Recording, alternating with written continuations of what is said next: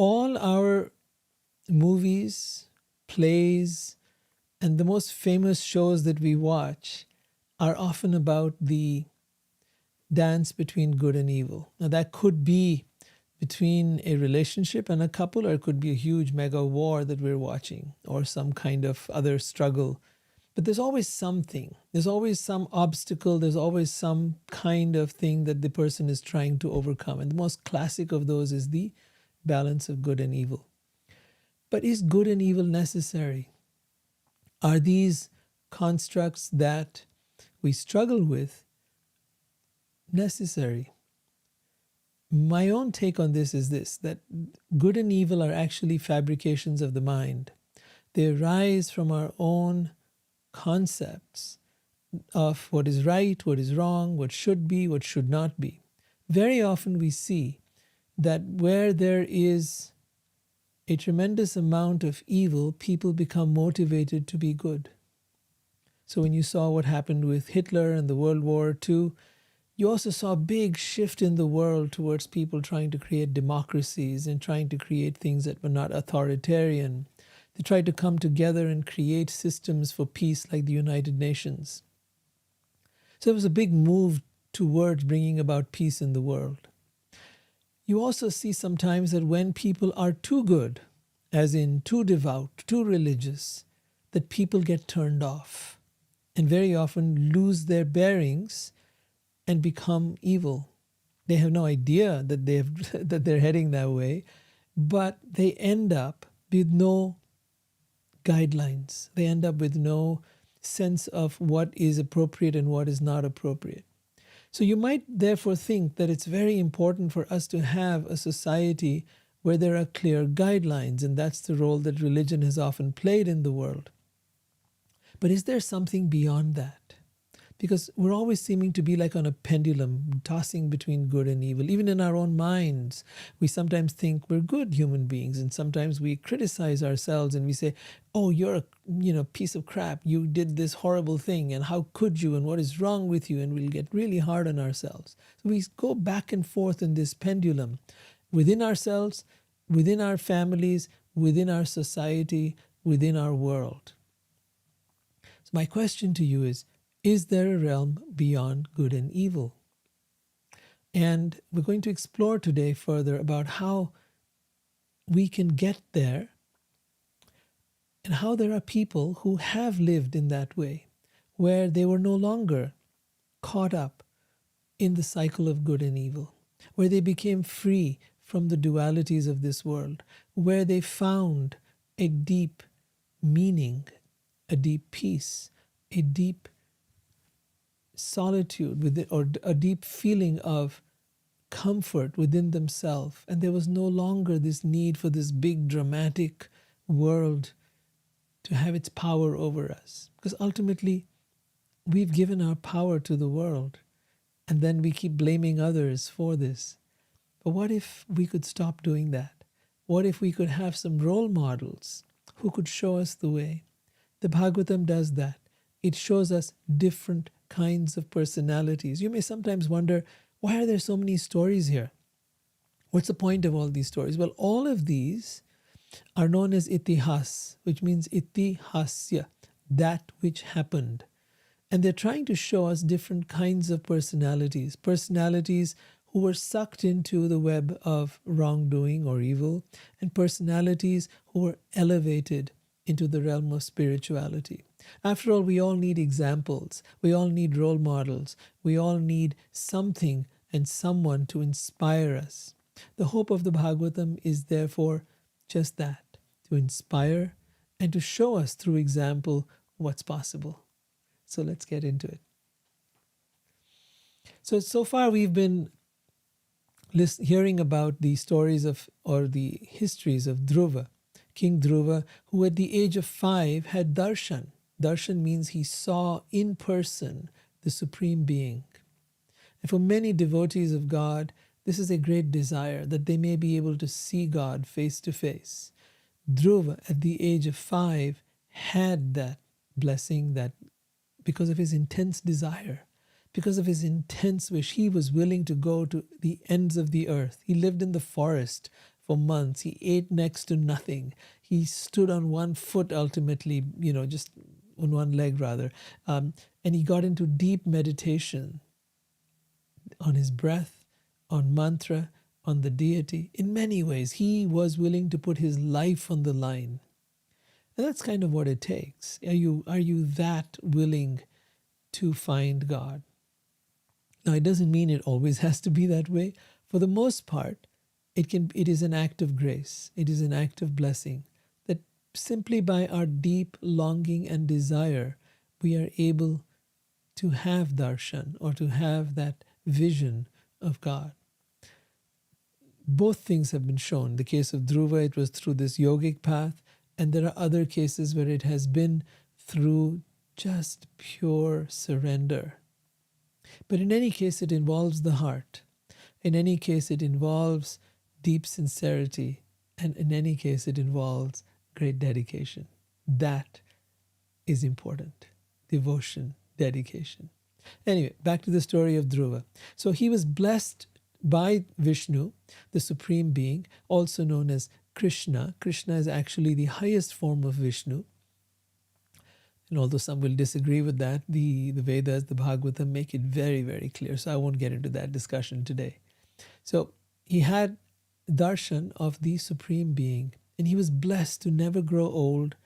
And on his death, he would return to the spiritual world, or Vaikuntha. Now here we talk about the spiritual world, not some concept of heaven, but rather an actual world just like ours. But the only difference being that people are neither born nor do they die, live in spiritual bodies that are not subject to earthly conditions.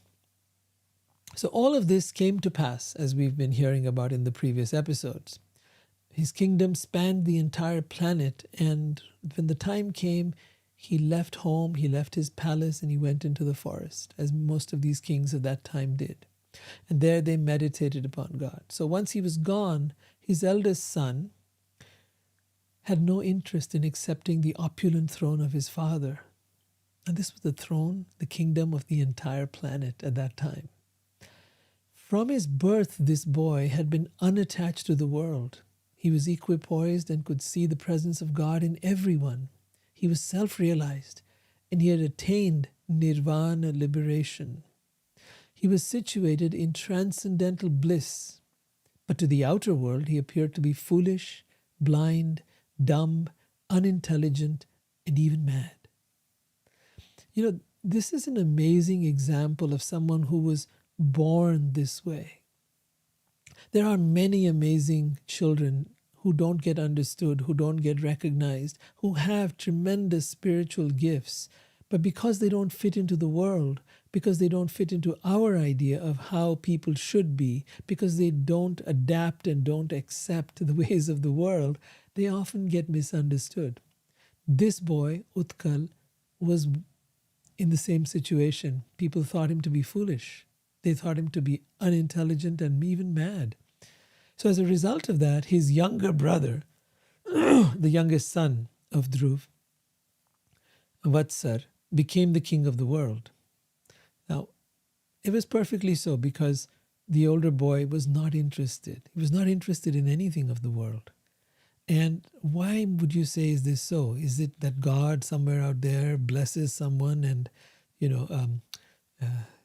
doesn't care about others? No, it's actually that the boy would have done a lot of spiritual work in his previous life. Krishna says in Bhagavad Gita, wherever and whatever your mind is fixed upon at the time of leaving this body, to that state you will go. So whatever your consciousness is fixed on through this life is what it will be fixed on at death. And whatever it's fixed on at death will determine your next life. It will determine where you go. So consciousness is not just, so we talk of pure consciousness. Pure consciousness is the soul. But then there is the level of consciousness, level of purity, you could say, or the level at which that consciousness is exhibited in the world. Okay, so if the consciousness is to be the level of the soul is, let's say, 100%, how much of that are you exhibiting or living in your life? If it is 5%, for many people, it might even be 0. But then for some it might be 5% or 10% or 20% or 50%. It's not about what practice you do. It's not about what belief you have. It's about how far you have grown. Someone once said to me, oh, well, me and my partner, try to find someone who is of a similar faith. And I said, no, being of similar faith is not enough. Just because you have the same beliefs doesn't mean you have the same level of spiritual evolution and growth. Your growth is seen by the way you respond to the world. It's not a question of what you think. It's not a question of what you believe. It's a question of how much you have integrated what you have learned or what you know into your life.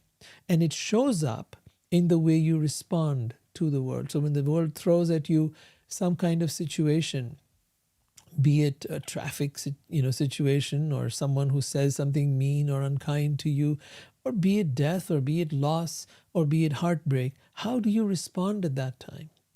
Those are the ways in which our spiritual growth becomes visible to us. Where we're at becomes visible to us. And we can see where we need to go from here. I often said it to myself. I said, I need to know my bottom line. Like, where am I at? How messed up am I? Because only when I know that will I know where I need to grow from. Right? So therefore one has to become very honest with oneself. One has to be very transparent in seeing oneself. So I'm not saying one has to be judgmental. There's a big difference between discernment, between seeing things as they are and judging yourself. Big difference, night and day difference. Okay? Judgment is what comes on top of that. As it is, we are flawed. Now, if we judge ourselves for being flawed, we're not going to get better by judging ourselves. We're only going to get worse. But if we recognize our flaws, and if we lovingly encourage ourselves to get better, then we have a much better chance. After all, that's how motivation works. That's how any kind of, in sports or in work or in any kind of field, if you want to help somebody grow, that's what you do, is you encourage them. You show them where they're going right. You don't keep on focusing on where they're going wrong. So coming back to our story, the younger son, Vatsara, became the king of the world. And then many generations later, his great-grandson, Anga, was a very gentle and saintly king. Nowadays, we don't have people like that. We have people who are arrogant, who are proud, who are greedy, and who will do anything they can to get votes or power or fame, whatever it takes. But Anga was a gentle and saintly king, and that was valued highly by the people.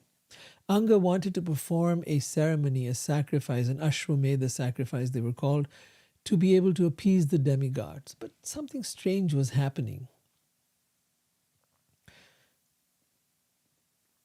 So an Ashwamedha yajna is a sacrifice where you'll have people who are making offerings into the fire, like he's doing out here, or like the priests or the Brahmins or Pandits are doing over here.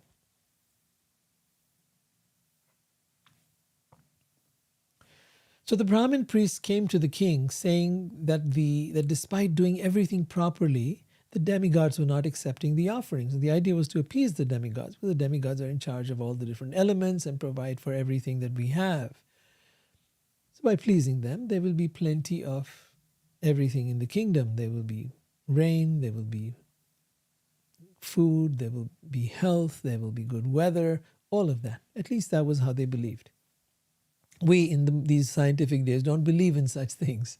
However, they believed and they saw it work, that when they did these kind of ceremonies, they saw that the weather became very pleasant.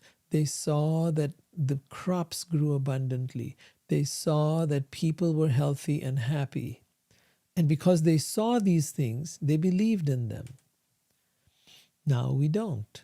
And therefore we don't do any of this. But in any case, we're going back to an earlier time, thousands of years ago.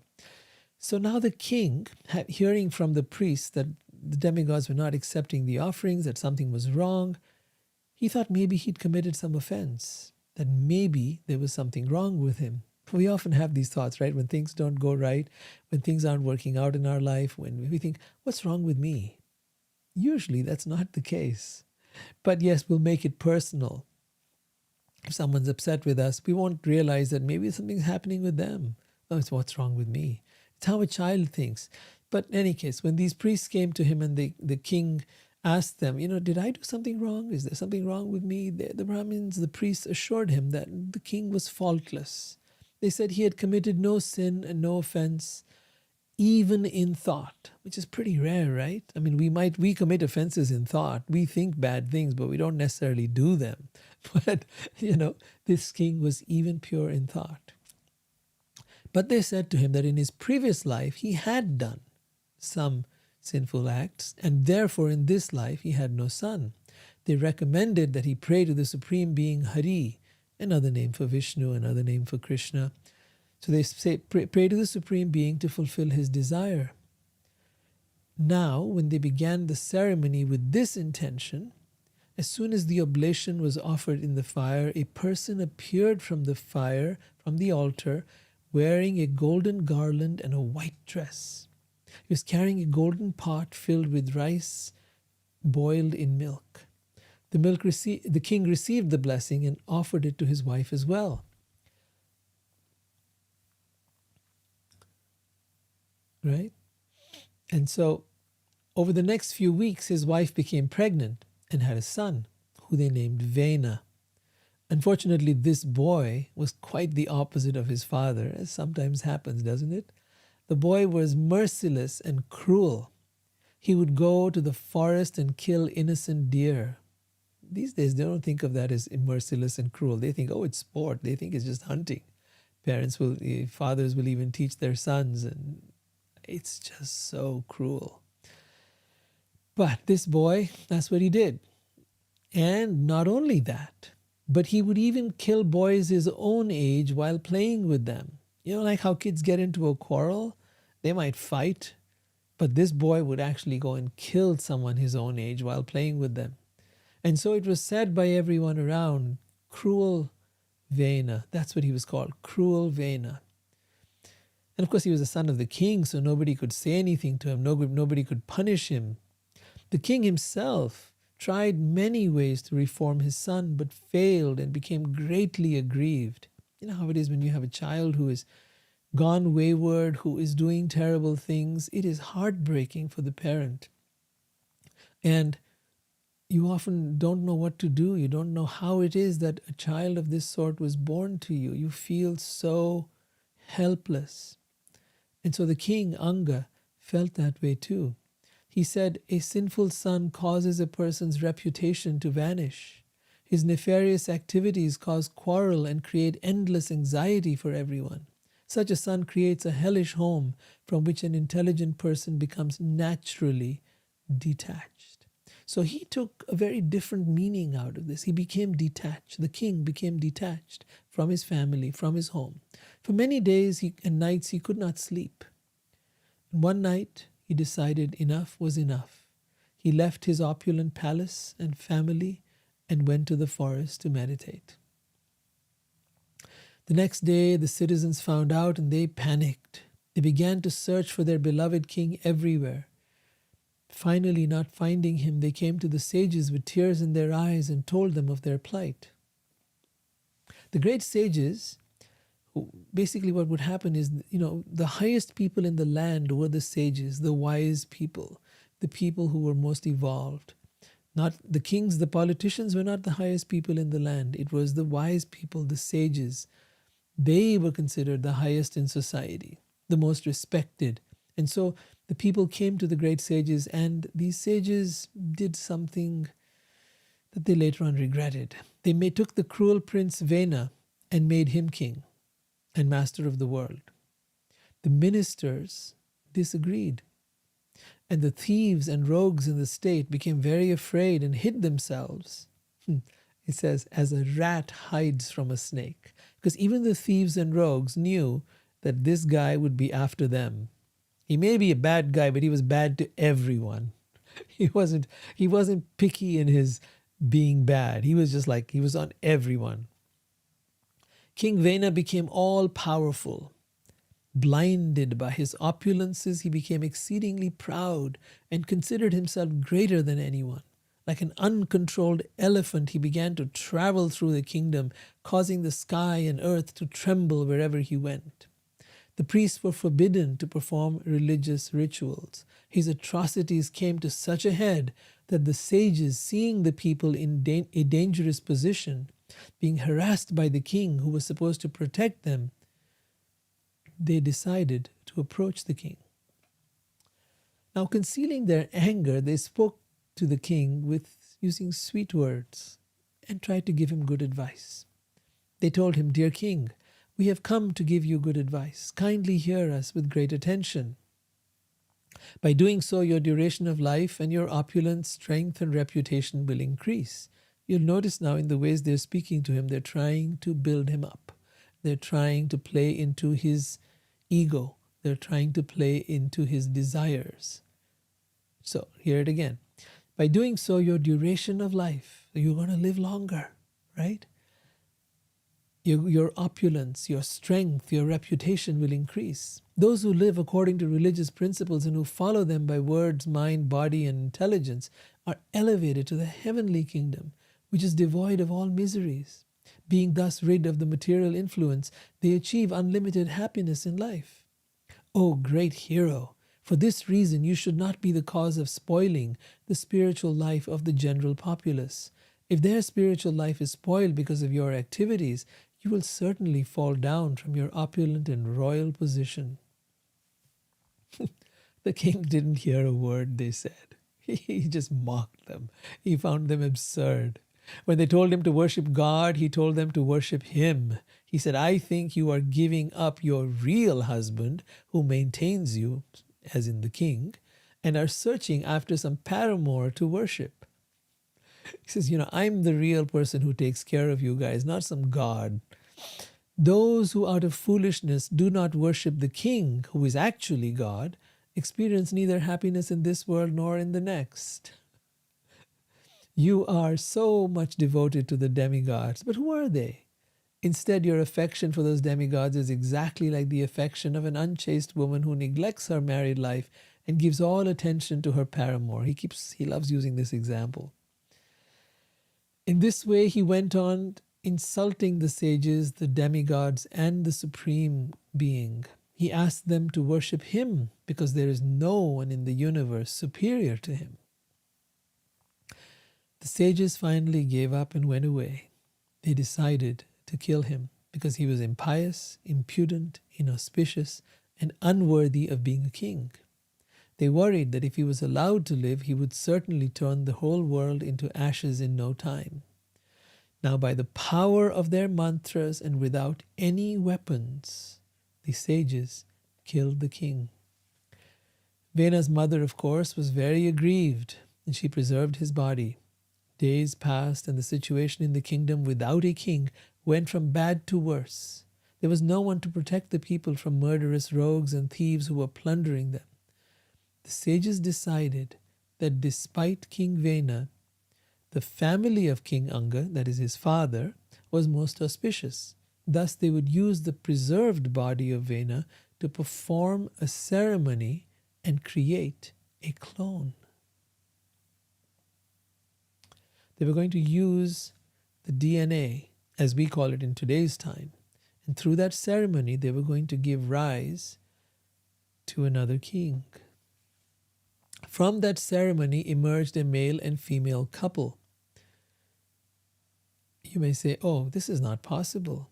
But they've been finding evidence in Vedic temples that are thousands of years old of what could very easily be pots in which they were taking embryos and giving birth to babies. They have found evidence of telescopes. They have found in those temples people looking through telescopes and looking into outer space. They have found evidence of very highly sophisticated technologies, including airplanes and weapons. So we may think we are extremely advanced. However, there is very little we know of those cultures. And it's helpful to keep an open mind to recognize that they probably had learned things that we do not know about. They were exploring a different route. We have been exploring the material sciences, or the empirical science as it is called. And through the use of our senses and the use of certain mechanical systems, we have learned to manipulate the world. But they had learned in the Vedic times to manipulate the world, to create things, to do things from very different abilities that also lie within us, abilities of the mind, abilities of our energies, abilities of spirit. They had learned how to do this. Some of us have learned some of these things even in today's time. There are practices like Reiki, there are practices which help create healing with hands-on stuff, bringing energy into someone and healing them. There are many other practices that are being brought into this world which do not deal with the material sciences. So I think it's helpful to keep an open mind and consider what might have been going on at that time. Anyways, back to our story. From that ceremony emerged a male and female couple. The boy was an expansion of Vishnu, the maintainer of the universe, and was called Prithu. The girl was an expansion of Lakshmi, his eternal consort and the goddess of fortune. She had beautiful features and qualities and was called Archi. The demigods were delighted and came there. Brahma noticed the lines of Vishnu's palm on the boy. He saw the boy's palm and he saw that the boy had similar markings as Vishnu had on his hands. The priest arranged for his coronation and marriage to Archi. Together in their beautiful garments and ornaments, they appeared like fire. I thought I had a picture here, but yes, I did.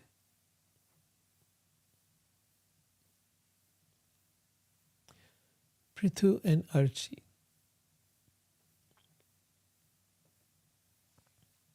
The demigod Kuver presented Prithu with a golden throne. Indra presented him with a valuable helmet. Yamaraj presented him with the scepter with which to rule the world.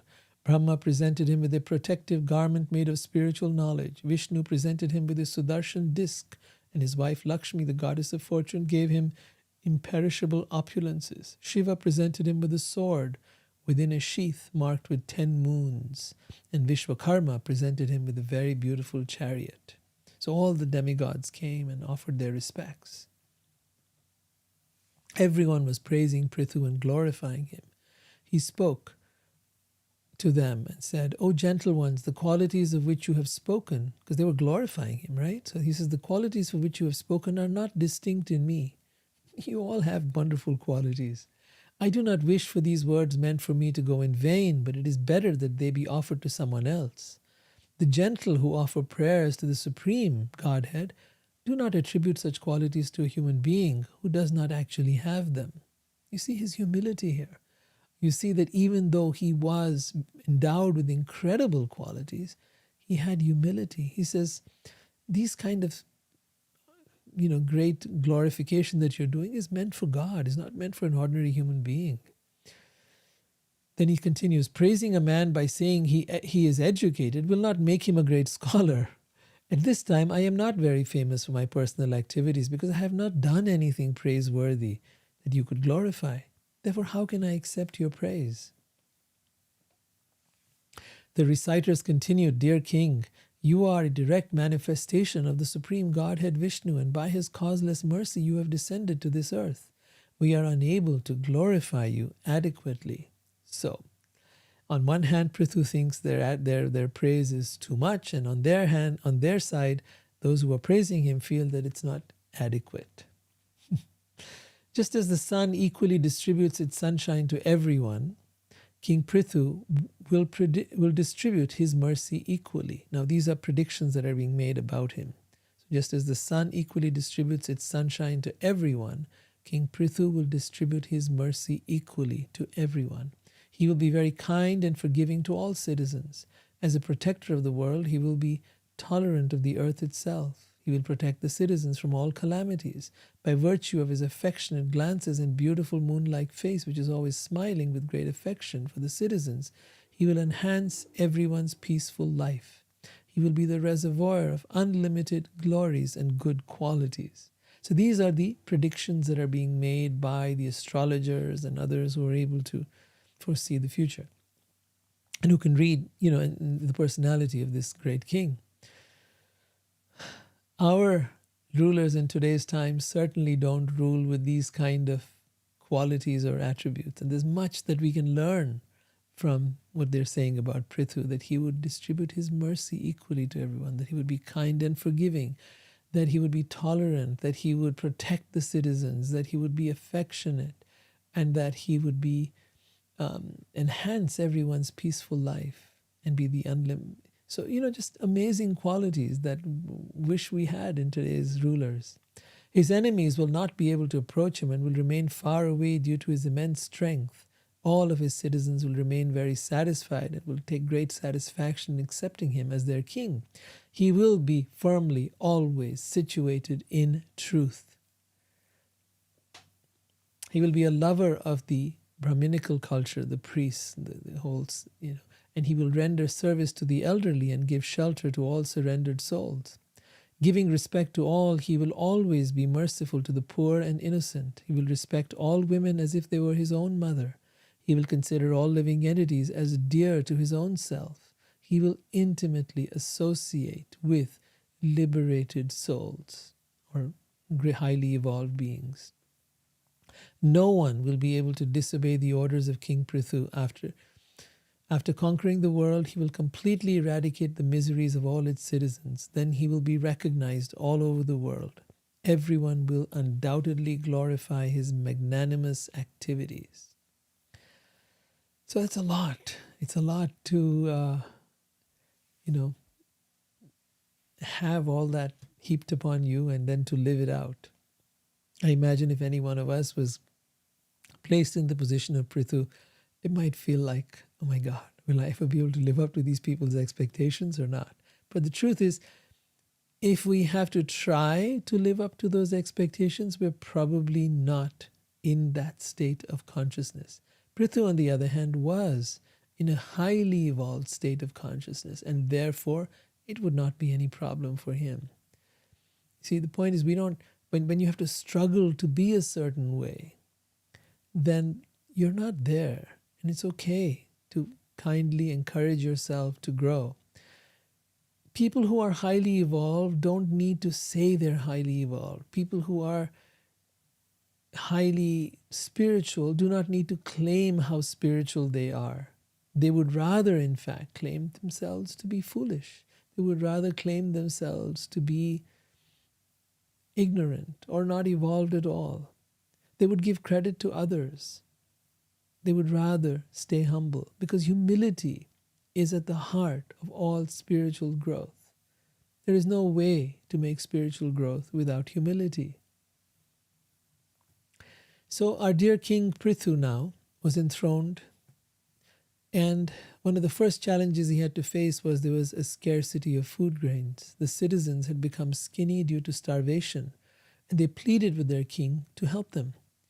King Prithu contemplated this matter for a long time to see if he could find out the underlying cause. When he realized this is because the earth is not producing grain, something had gone wrong, and he became very angry. His eyes red as the early morning sun. He took up his bow and arrow and aimed them at the earth. Now you might think, oh, what's a bow and arrow going to do? No, what's an arrow going to do if you fire it at the earth? Like nothing, right? No, but these guys knew mantras. They had powerful systems. If he was to fire that arrow, I don't know what kind of earthquake he'd create or what kind of devastation he'd bring about. They had that kind of power. Anyway, so the earth became very afraid of him and symbolically took on the form of a cow. So now he's able to see this. You see, sometimes when you personify something, you're able to relate to it. So consider what might have happened here. The earth took the form of a cow and began to tremble and ran away swiftly. The king chased her across the universe, but she could not escape.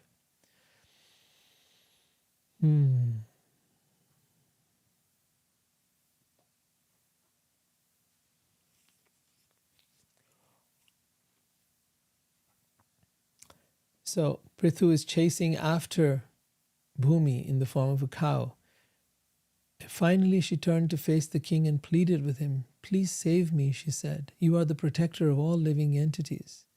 The king replied that they had performed yagyas and sacrificial ceremonies to the demigods and to the earth. She had received the offerings but not produced sufficient food grains.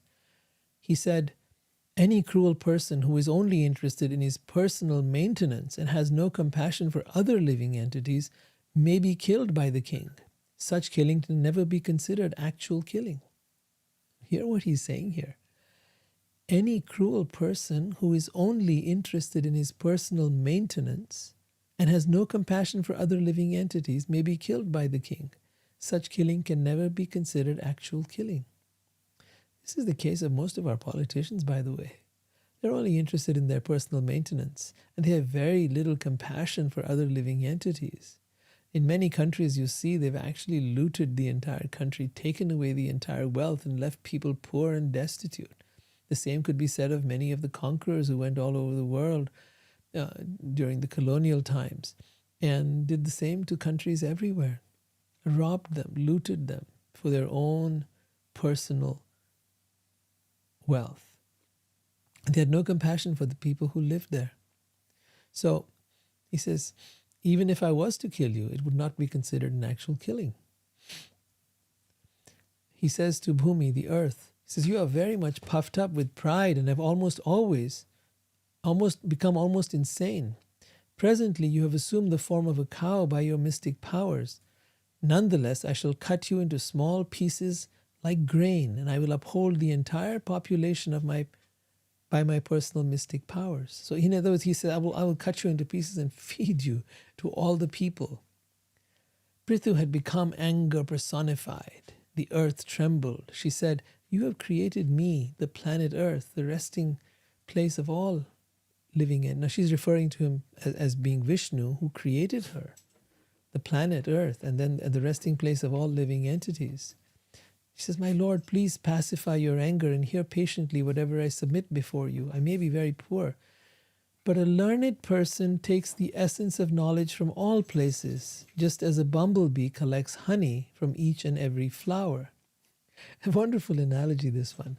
A wise person actually learns from everyone, isn't it? A person who is truly wise never thinks that, oh, I know everything. That's where arrogance comes in.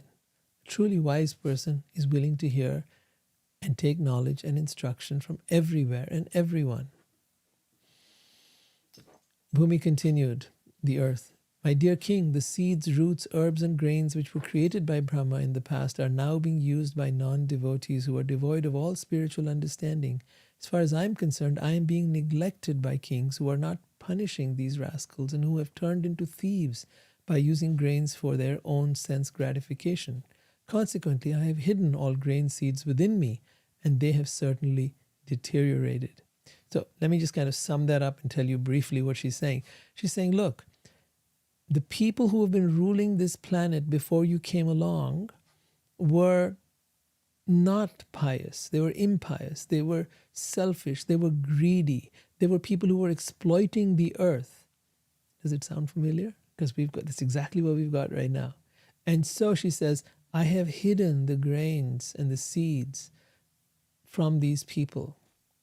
You see, the earth retaliates back. We may think, oh, the earth is just a thing and it has no power and it cannot do anything. The fact of the matter is the earth retaliates when we abuse her. And we as human beings have been abusing the planet even now. And we're starting to see her retaliate right now in the form of all kinds of tornadoes and typhoons and tsunamis. But in time, that will get worse because we haven't learned to respect the earth. We haven't learned to treat her with the veneration, with the respect, with the care that she deserves. Well, every action has a reaction. We are now on the path to self-destruction because of the neglect we have brought to earth. We have dumped her with our junk. We have not cared what we've done to the trees, to the forests, and to the air, and to the water.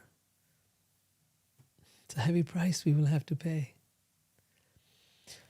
So she continued, if you desire to relieve the living entities by supplying them sufficient grain, you must take milk from me. Make arrangements to bring a calf suitable for this purpose and a pot in which the milk can be kept, as well as a milkman to do the work. So all this is very metaphorical, perhaps very literal. I don't know. But the fact is, this is how she's saying you've got to do a certain process.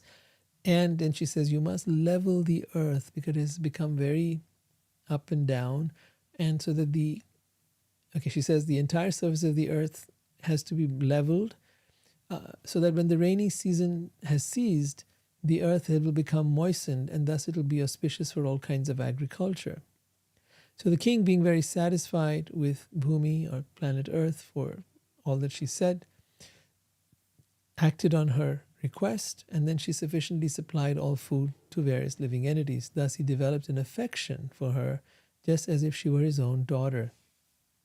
After this, the king of all kings, Prithu Maharaj, leveled all rough places on the surface of the globe by breaking up the hills with the strength of his bow. By his grace, the surface of the globe became almost flat. To all the citizens of the state, King Prithu was as good as a father. Thus he was visibly engaged in giving them proper sustenance and proper employment. After leveling the surface of the globe, he earmarked different places for residential quarters inasmuch as they were desirable. Before the reign of King Prithu, there were no planned arrangements for different cities, villages, pasturing grounds, etc. Everything was scattered, and everyone constructed his residential quarters according to his own convenience. However, from the time of King Prithu, plans were made for towns and villages. All right, well, that will end for today. And I would like to hear from you what you thought about the different kinds of personalities we talked about.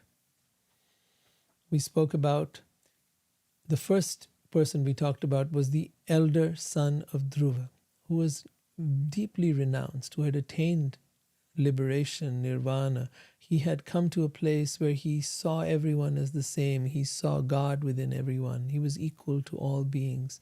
And he had no interest in ruling the kingdom. We then came across Vena. And in Vena, we came across someone who was cruel and merciless. And then we saw his downfall, how he became arrogant and proud and became such a toxic influence upon the entire population. And then finally we came across Prithu, a wonderful king who cared about his citizens, his subjects, and was willing to do anything for them, including taking up a battle with the earth, right? And getting the earth to be able to cooperate and produce the grain needed for the people. In other words, a king who was devoted to his subjects and who was willing to do whatever it takes to see them happy and peaceful and well settled. So, what are some of the lessons you take away from this? What are some of the thoughts that come to your mind in terms of the world we need to create, in terms of the battle between good and evil, in terms of what it takes for us to have a better life? What is your thinking? What is your inspiration? I'd love to hear in the chat. Please write it down. And let's take up any questions that you might have.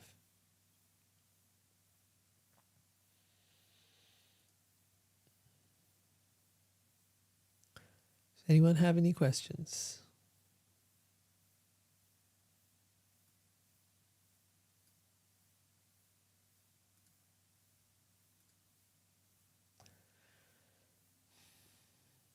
All right, today it sounds like it's all quiet.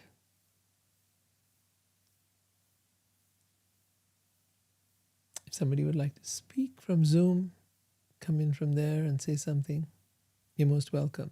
Silly, welcome.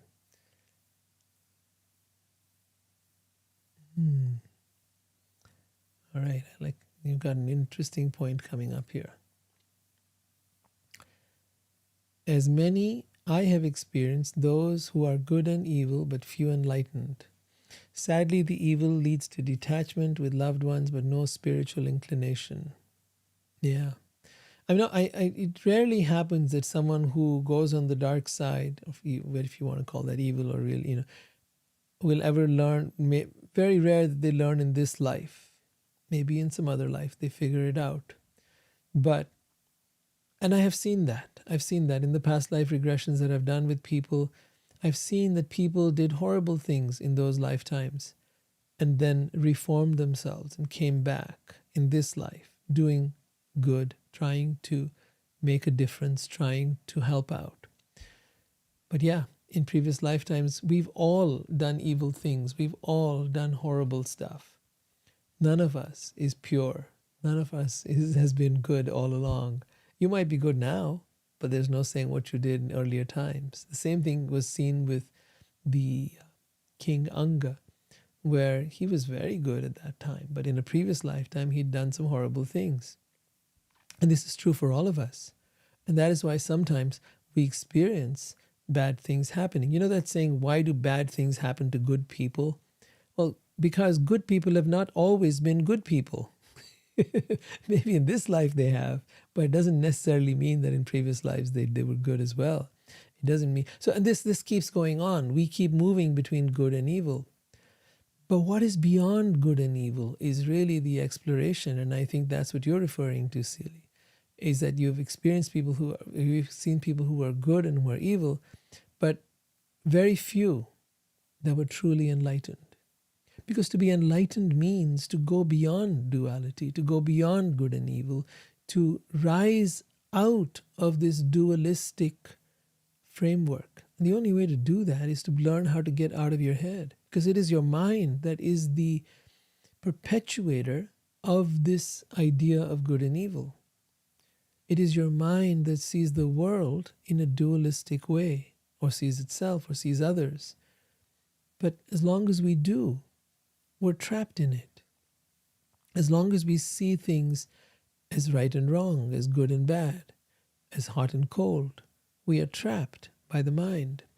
To become free of the mind, it's very important that we stop giving in to its nature.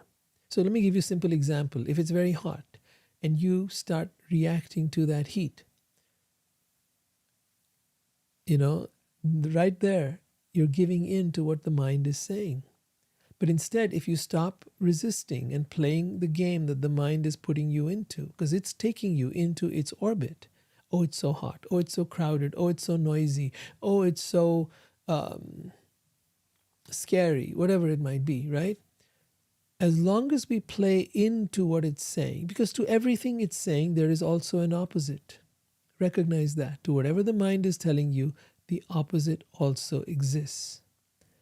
And if you simply, in that moment, surrender to whatever's going on, or whatever word you want to use, accept what's going on, surrender to what's going on. I just use the word non-resistance.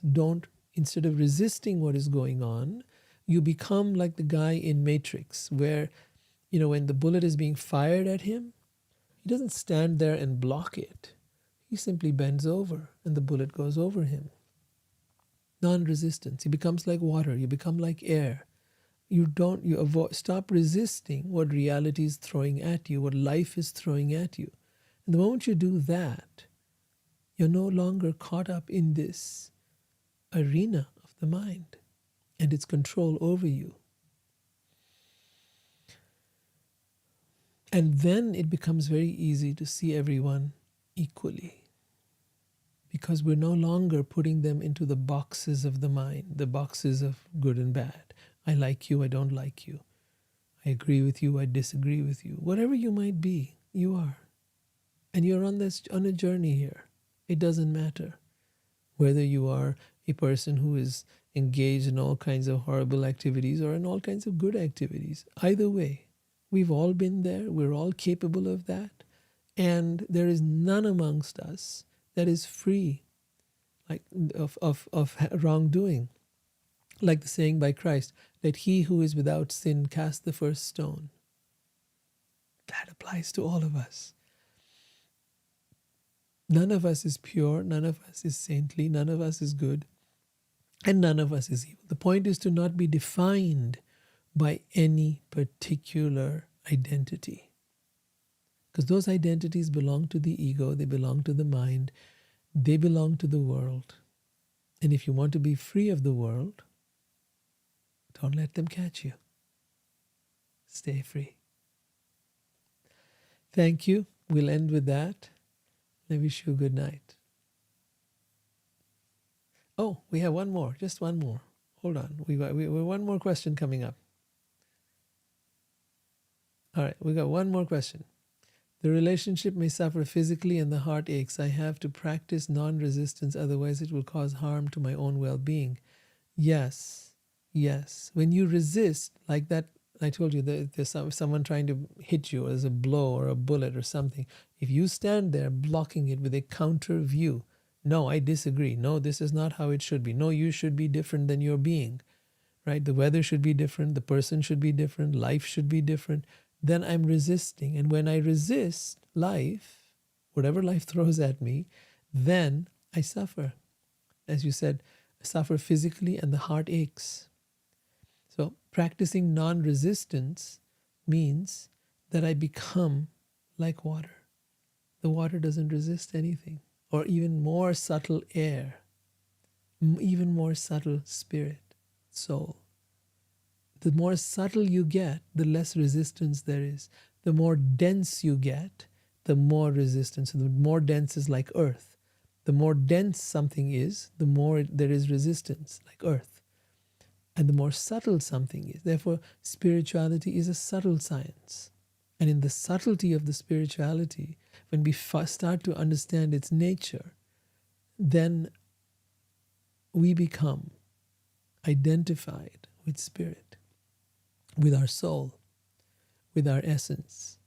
And as we become identified with its nature, we start imbibing those qualities and we start living from that place.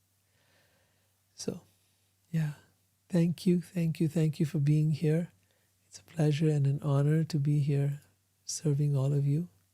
And I'll see you next week. Take care. Hare Krishna.